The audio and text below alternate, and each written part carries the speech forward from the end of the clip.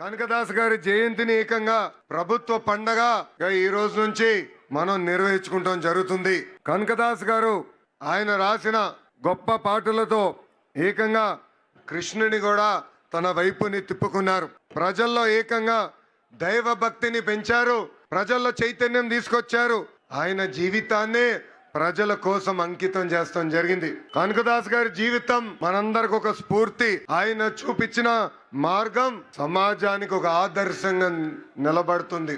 అనంతపురం అంటేనే Telugu Desam party, Telugu Desam party అంటేనే అనంతపురం. మా కురుబ సోదరులు నాడు నేడు ఎప్పుడు తెలుగుదేశం పార్టీకి అండగా నిలబడ్డారు. అన్న ఎన్టీఆర్ దగ్గర నుంచి బాబు గారి వరకు కురుబ సోదరులు అంటే గుండెల్లో పెట్టుకుని కాపాడుకుంటారు. అందుకే మీరు చూస్తే పాదయాత్రలో మన సంఘ పెద్దలందరినీ కలిసా, వాళ్ళందరితో నేను చర్చించా. ఆనాడే వాళ్ళకు కోరారు కనకదాస్ గారి జయంతిని రాష్ట్ర పండుగగా శాశ్వతంగా నిర్వహిస్తే బాగుంటుందన్నారు. అది చేసి ఈ రోజు మీ ముందల మీ లోకేష్ నిలబడుతున్నాడు. బేరప్ప గారి పేరుతో గుడులు కూడా ఏర్పాటు చేయాలని పెద్దలందరూ కోరారు. నేను టీటీడీతో కూడా మాట్లాడాను. తప్పనిసరిగా గుడులన్నీ అవసరం మేరకు కట్టిస్తామని ఈ సభాముఖంగా హామీ ఇస్తున్నాం. పూజారులకి గౌరవ వేతనం కూడా ఇవ్వాలని పెద్దలందరూ నన్ను అడుగుతాం కూడా జరిగింది. ఆ ఫైల్ కూడా సర్క్యులేషన్లో ఉంది. తొందరలో కూడా అది అందజేస్తామని ఈ సభాముఖంగా హామీ ఇస్తున్నాం.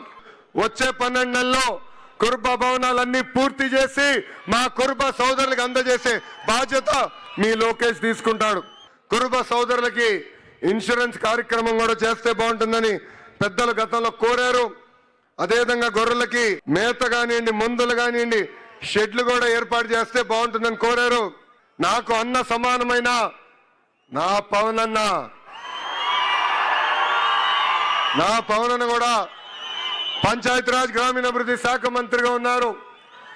ఏకంగా ఆవుల కోసం ప్రత్యేకంగా షెడ్లు కూడా ఆయన ఏర్పాటు చేస్తున్నారు.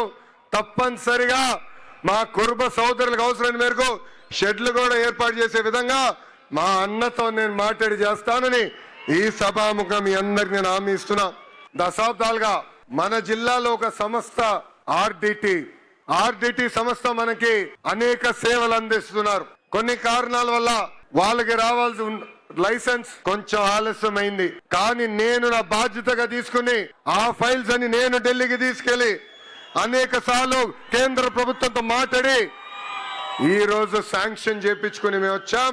ఆర్డిటిని కాపాడితే కాదు, ముందరికి ప్రోత్సహించే బాధ్యత మేము తీసుకుంటామని ఈ సభాముఖంగా అనంతపూర్ ప్రజలందరికీ నేను హామీ ఇస్తున్నా.